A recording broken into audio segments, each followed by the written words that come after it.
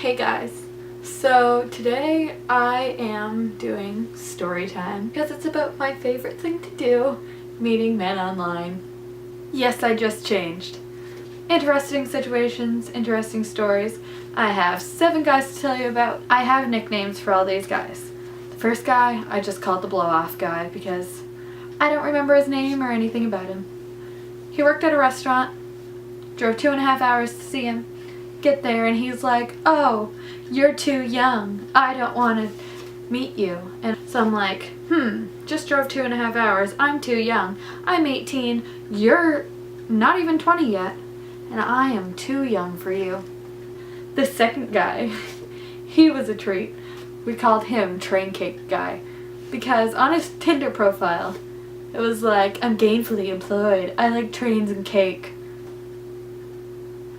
That ought to get a girl. Got me, but anyways. And we were like, "Hey, let's go get lunch together." So at first, it was great. He bought our lunch. He was super nice. We had great talks while we were eating.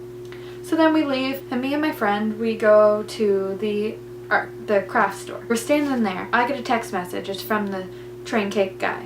So I'm like, "Oh, look, he texted me." So I'm like, I wonder what he said. And he was like, "That was really fun, but I thought you didn't have to catch the ferry until 10:30. I thought we would hang out longer." So I was like, "I didn't tell you what time the ferry stopped. How did you know that?" So I texted him back and I'm like, "Well, we're still at the craft store. You can come here with us, like whatever, like come in here." This text message sends. Like I hit send. Not any sooner did I hit send. I hear a voice behind me and I'm like crouched down on the floor because I'm looking at something on the bottom shelf, and I hear, "My God, this store is huge." I must have jumped 3 feet in the air because that scared the shit out of me. He was very obviously in the store because he came from like one way and the door was the other way. So he was in there the whole time he was texting me. He followed us in there. So that was creepy. So then me and my friend, we were like, "Hey, we should go get frozen yogurt." And then he was like, "Oh, I'll come too."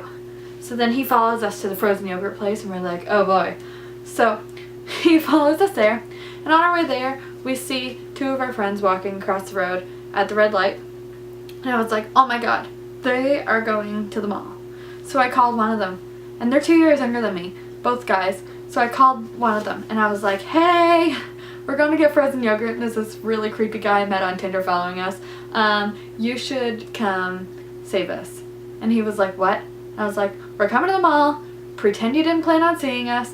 We'll just walk in the front door and you'll be there in the food court, and I don't know what else will happen, but it'll make me feel better." So we go get our frozen yogurt. He follows us. We go down to the mall.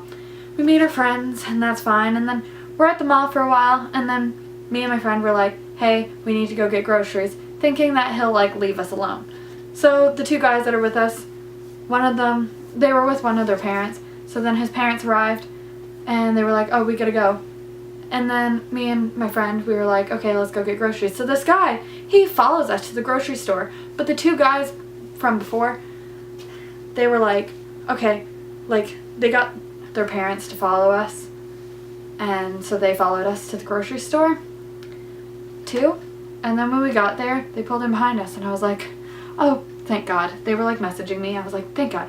I was like, "Can you guys come grocery shopping with us and we'll give you a ride home?" So that's what we did. They came grocery shopping and then came home with us. And then the guy finally left us alone. I promptly blocked him everywhere, and that was it. It was just horrifying. And yeah, Train Cake Guy, weird, not good. The third guy's nickname is just Military Guy or Pimplehead Guy. It was just really awful. I woke up one morning and I was like, I just thought to myself, I was like, I want to go tenting. So I called up one of my friends. I never told her where we were going, and I never told her we were tenting. She just assumed she was coming to my house for the night and I was just coming to pick her up. But yeah, so I picked her up and she got in the car and I started driving the opposite way to where my house was, and she was like, "Oh, are we going to the city?" And I was like, "No." It's like, "Going for a road trip." And she was like, this should be interesting. Why are there blankets in your back seat? And I was like, we're going tenting. I'm on crutches because I fell up the stairs. I got stuck in the garden hose. It was a long story.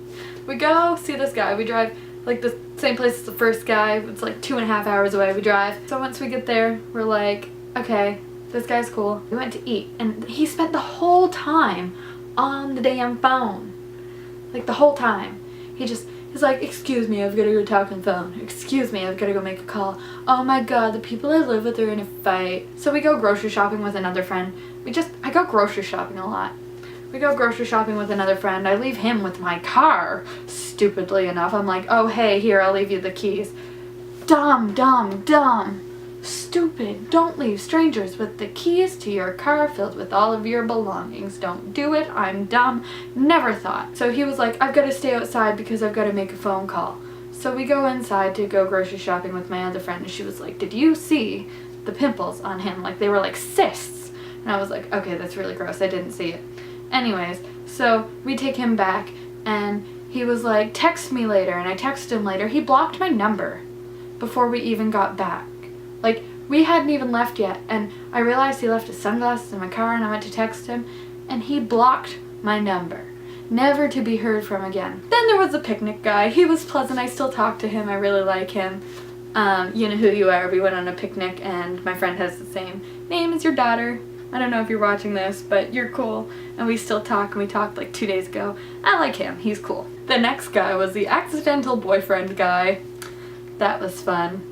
Met him on Plenty of Fish. Then he was like, hey, I live the same place as you. And I was like, really? I was like, I've never met you, and there's only like 400 people here. No, the first time we spoke was like June, and then we stopped, and then like I met him again at my uncle's house. He's there. And then I offered him a ride home that night, and then I started telling people we were dating. So I went along with it. And a week later he told me he loved me, and I went along with it because I felt bad. And then it was just bad, and I didn't mean to date him, and he was weird, and he wouldn't work. He was 23, he wouldn't work, didn't have a license, he was taking my money. It was just a shit show. I didn't like him. He was in love with me. And then I broke up with him. He texted me for several weeks afterwards telling me that I broke his heart and ruined his life, and yeah, bye. Like, go somewhere else. So he went back home finally because he wasn't going to go home. He was going to stay here with me forever, and we were going to build a house. He was going to be a famous rapper and have his own clothing line and guitar line. Are we 9 years old? This is why internet dating is stupid. Then there was a tattoo guy. We still chat every once in a while. He was nice. He was cool. I don't know. Then we just kind of, like, we don't talk as much now. We just kind of fizzle apart. And finally, email guy. I got an email from this guy one day. This was back before military guy, I think. Anyways, I got an email from this guy.